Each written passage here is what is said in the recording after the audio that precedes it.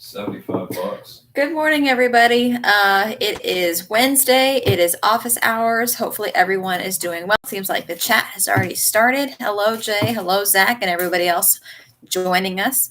I've also welcomed my fall semester kids to come on in and hopefully join us as we go over last week's quiz, but then also discuss this week and see if you guys have any questions about your completion grade. And then right after today's office hours, I'm going to be posting your end of the week quiz that will be due Friday at midnight. So you have all Wednesday, all Thursday, all Friday. Well, not all Wednesday, but half of Wednesday, all of Thursday, and then all of Friday to get that done. Are there any questions before we get started this morning? Good morning, Gianna. How are you? First off, I'd like to give a shout out to Gianna because my son was looking at I don't know what class or club is reading books for Mr. Jesse on the school website, like Dr. Seuss books and things like that. But Gianna probably read the most difficult book to read out loud, and it was like full of tongue twisters, and she kept like almost getting caught up in the words, and I applaud her for her attempt. It was really hard, but Matthew and I had a good time listening to all of Gianna's books. Yeah, I watched it. I watched only... yes, Fox and Socks. And I can lick 30 tigers today. You can lick 30 tigers today? Yeah. That's not what it's called. It can't be right. Emma says, hi, Matthew. Gianna says it was hard to read it. But it was good. It was good. Okay. So are there any questions before we get started that are like pressing questions that you have? Hey, go. Emma said, hey, Matthew, and I said hi too. Oh. I want to do a real video. Well, maybe later. Okay. I'll talk to you later, okay? Go log in and see what Mrs. Sabotic has for you. Okay. I can learn 30 Tigers today. That's an actual book. Okay. All right. I will begin. But before I do, I actually have one question. How was it me uploading everything at the beginning of the week? That is something that came down from administration saying basically this gives kids more opportunity to put it on their own schedule, because honestly, that's how online classes are anyway. Here's the entire week stuff. And like, that's how my online classes that I'm taking right now, it's for a week. So are we not liking? Is it just the same? Is it okay? How is it where you have, it's like, here it is. And then are you like knocking it in one day, or is it like, oh, I'm going to spread it out a little bit? Or are you just like, okay, today's the day that I do economics? Emma likes it either way. Jay likes it. Zach says pretty good until I realize we're an hour each. Yeah, well, okay. If it makes you feel any better at all, if we were still in class, we would be reviewing every day in class for 4 weeks. Every day. That's a lot of review. I would be having both of my Cougar blocks open for review, and we'd be going 2 hours after school almost every single day.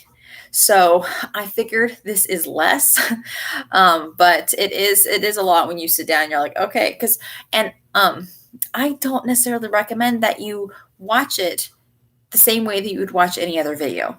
I would basically have it in the background as you're looking at things and looking at reviews and like highlighting, or whatever. But I wouldn't sit there and just like watch it. As he limps away. Okay. Gianna says, I like it, but I feel more stressed because I get everything all done at once. True. Yeah. But then you also get everything all done at once. I have work, so I like it better since everything's posted at once, says Jay. And Summer says, it's okay spreading it out, but it does make it hard for me not to procrastinate. That is the drawback. I also agree with Summer completely. Jacob says, I don't like it that I don't get to draw chalk graphs. Were you drawing chalk graphs before? Oh, Oh, because like I would have done that. I would have brought you guys outside to draw chalk grass. That is correct. Except for Jake Jordan broke my walkie-talkie. But whatever. He says he's going to buy me another one. Mm-hmm. All right. So let's go over our end of the week quiz from last week. It was called Fiscal and Monetary Policy Quiz. You guys did better than you did the previous week. The previous week, I want to say the average was like a 60. This week, the average was a 70. So we're doing better. But we are still, I would like us to be in the 80s because 80s is 80s is good. 70s is a little bit close to failing, and then 60s obviously is failing. So let me pull up my quiz.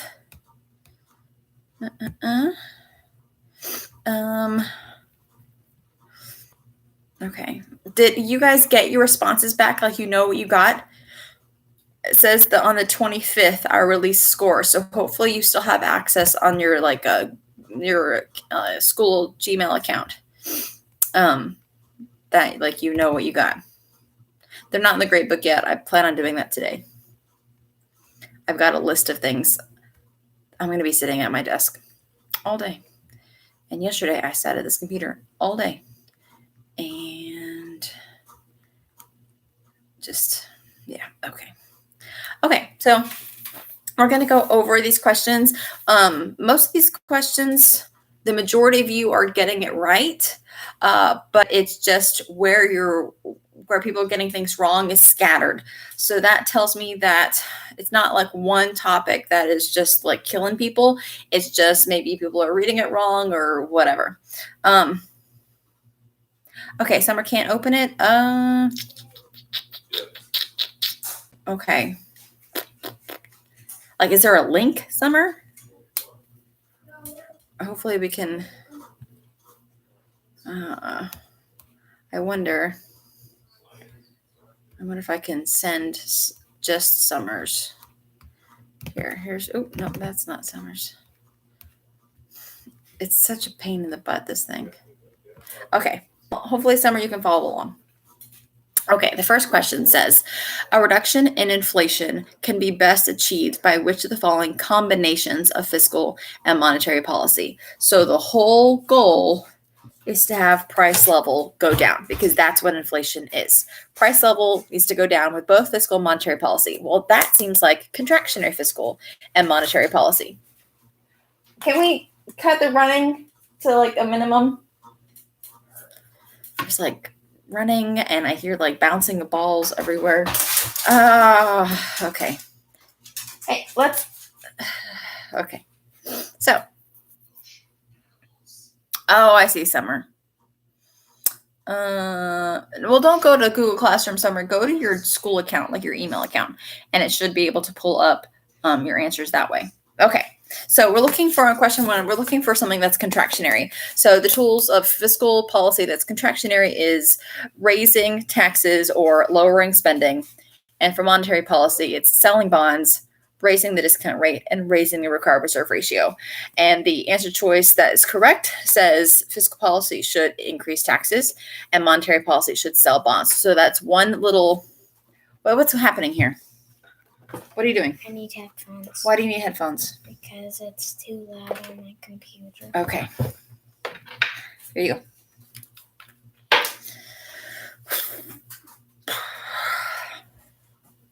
Okay, so the first question people got mostly right. 90% of you guys got it right.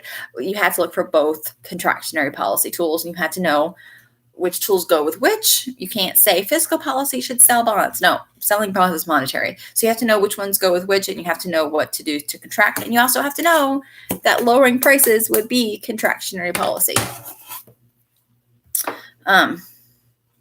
Okay, thanks, Emma. Thanks, Emma, for figuring that out. Okay. Jessica says the form, okay, she's not talking to me. The next question says a rightward shift of a short run Phillips curve is most likely due to. Okay, so I got some questions on this. I forget who sent me a message, and I kind of remember now, but I don't want to shout them out.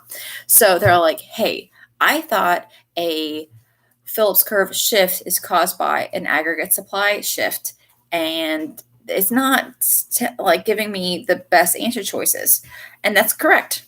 Remember, the Phillips curve, it has inflation and unemployment. Short run Phillips curve. Moving up and down, a point moving up and down is caused by a shift of aggregate demand, but a shift of the Phillips curve is caused by a shift of aggregate supply in the opposite direction. So aggregate supply goes right, this guy goes left, and vice versa. So it says a rightward shift of the short run Phillips curve is most likely due to. So let me show you a rightward shift. There it is. We have more inflation and more unemployment, more of both if you're shifting to the right. And this would have been caused by a leftward shift of aggregate supply, or less aggregate supply, a decrease in aggregate supply.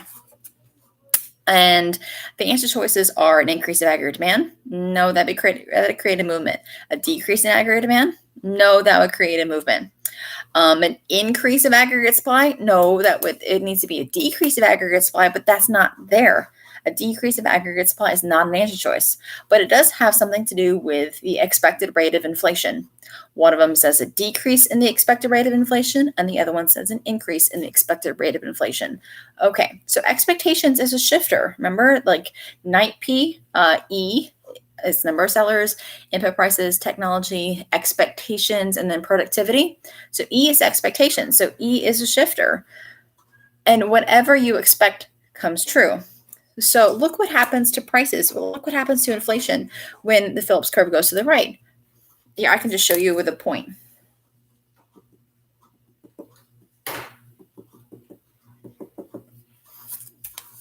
So let's say that we were at this point on the short run Phillips curve, and then our curve shifted outwards, shifted to the right, and now we're at this point. We have higher prices, higher inflation, and higher unemployment. Well, whatever you expect comes true. So if you had shifted Phillips curve to the right, you must have expected prices or inflation to increase because it did. And if this was going the opposite direction, you must have expected prices to decrease. And so it's an increase in the expected rate of inflation because whatever you expect comes true. And expectations is a shifter of supply.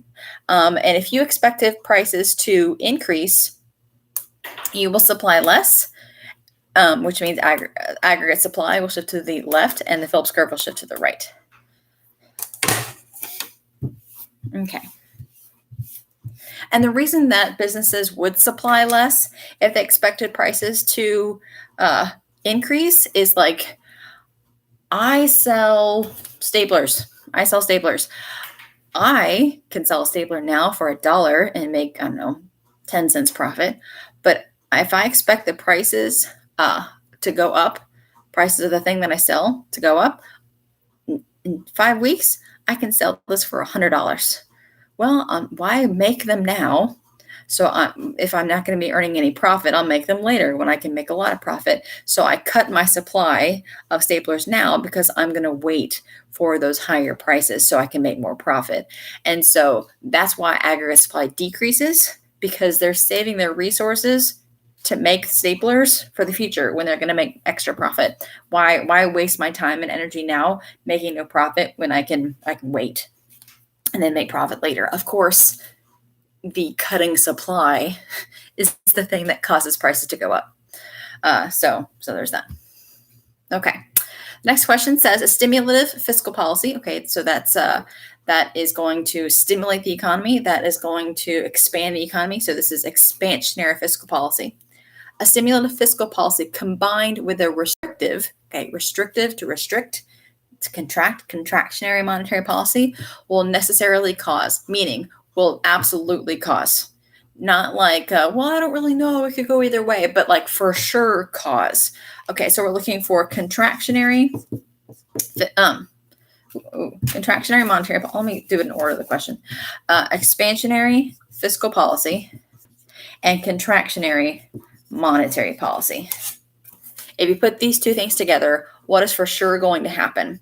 Well, one expands the economy, one contracts the economy. So I have no idea what happens to aggregate demand because fiscal policy is going to make it go right. This monetary policy is going to make it go left. So when it comes to like GDP is going to increase or decrease, I have no idea because I don't know what's going to happen to aggregate demand.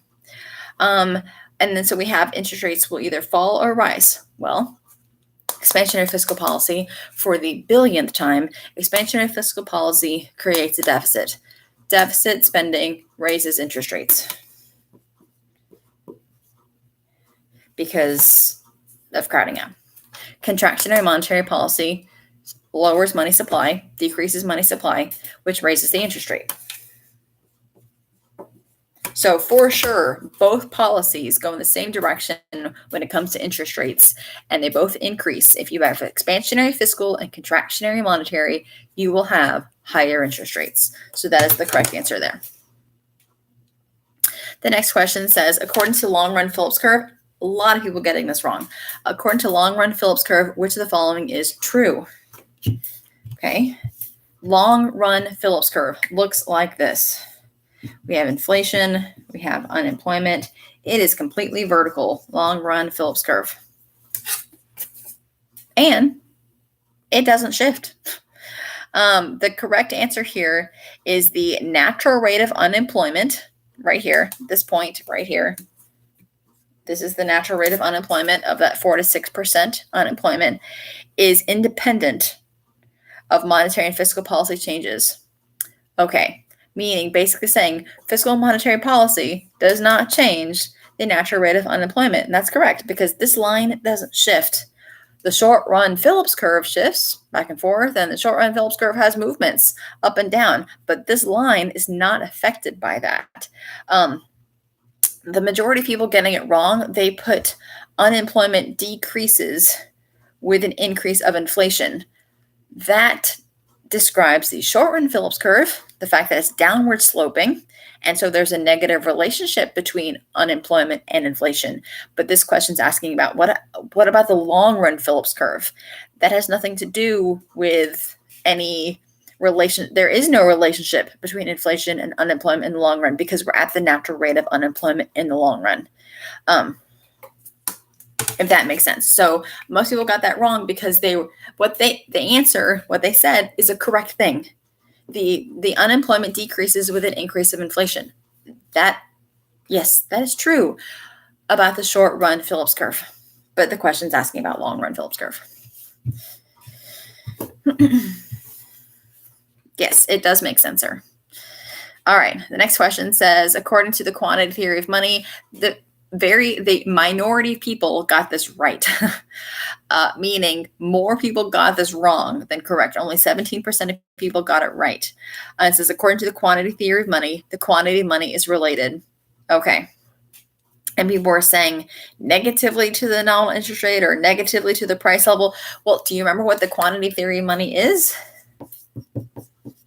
It's this puppy right here. MV equals PQ.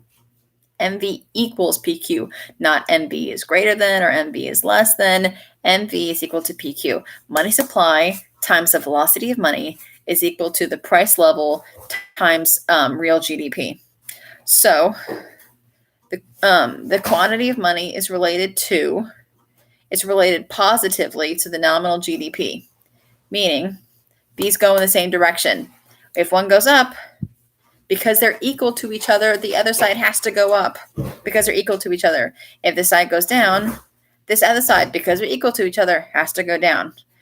This is the quantity of money, and it's positively related. They go in the same directions, positively related to the nominal GDP because Q is real GDP, which does not account for inflation or is adjusted for inflation. Like there's no inflation in the number. You add inflation to real GDP, you get nominal. So this entire side of the equation is nominal GDP. So we're saying that this side goes the same side as this side. This is the supply of money, quantity of money. This is nominal GDP. They go in the same direction because they're equal to each other. I like that question. But if you did not know that this was referring to MB equals PQ, there's no way you would have been able to get that question right. Okay, there's noises all around. I don't know what's going on. Okay, next question says, all the following may result in an increase of real GDP in the long run, except, meaning they're all going to promote long-run economic growth, except for one of them. And majority of people got this right, a decrease in productivity. You're not going to have a better economy, a growing economy, if you're less productive in your resources. All the other ones are going to increase GDP. Okay. The next question says an increase of government spending with no changes in taxes leads to okay, so they're saying that increase of government spending, that's expansionary fiscal policy. And they're just saying that there's no change in taxes, meaning they're collecting the same amount of money, but the government's spending more, which for the billionth time creates a deficit, which for the billionth time leads to higher interest rates. So it's that one. If you see the words expansion of fiscal policy, if you see the idea of government spending more or taxing less or both of those at the same time, you have to think that in the long run, this will always lead to higher interest rates. Period. The end. Deficit spending raises interest rates. Okay, the next question. Assume that the economy is at full employment. Policymakers wish to maintain. Ooh, I remember this question. Okay, this was on, I'm going to say, like an AP exam 4 years ago or something. And I put it like on every single test that from then up, because I love this question. It's really good because it takes so like many steps and like thinking. And I love a question that challenges you. Like the one where it's all like, what happens to GDP if government spending goes up? It's like, oh my God, hurt me. But then this is like, okay, yay, good stuff. Okay. Assume the economy is at full employment. Okay. Policymakers wish to maintain the price level. They do not want prices to go up. They don't want prices to go down. They want prices to stay the same, but they want to encourage greater investment. Well, what would lead to greater investment? Probably lower interest rates. That will make businesses invest more. So I want to lower interest rates, but I also want to keep prices the same. I don't want to touch prices. I want to keep them the same, but I want to lower interest rates. So what can I do then? Okay, so you could go back and look at your combining fiscal and monetary policy notes and just try to search for something that would do that. But I want to, I kind of want to go over each answer choice, even though like 67% of people got this right. Okay, let me just go over the correct answer choice and then the one that people got wrong most, like the second answered question. Okay.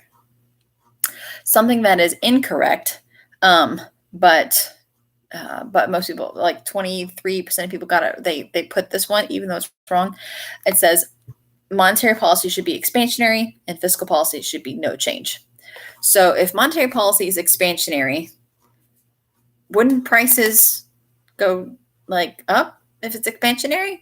Price level would go up, and when interest rates fall, so interest rates are falling, but prices are going up. And didn't they say they wanted to keep prices the same? So it can't be that one.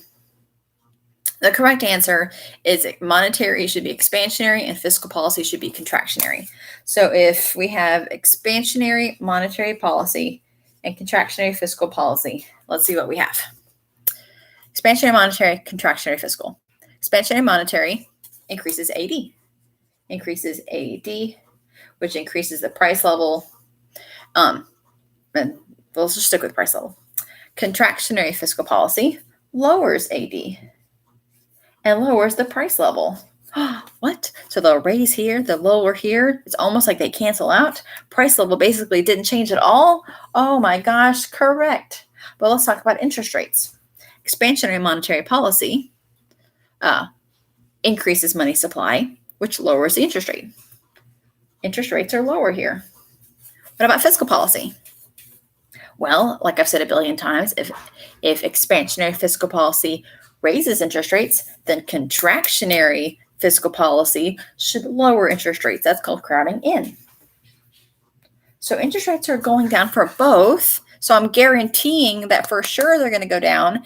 And since prices go up in one and down in the other, prices are relatively going to stay the same. So if the policymakers wish to maintain the price level but want to encourage investment spending, this is what they should do. They should do expansionary monetary policy and contractionary fiscal. Everyone, that's just what policymakers should do. Okay, I like that question.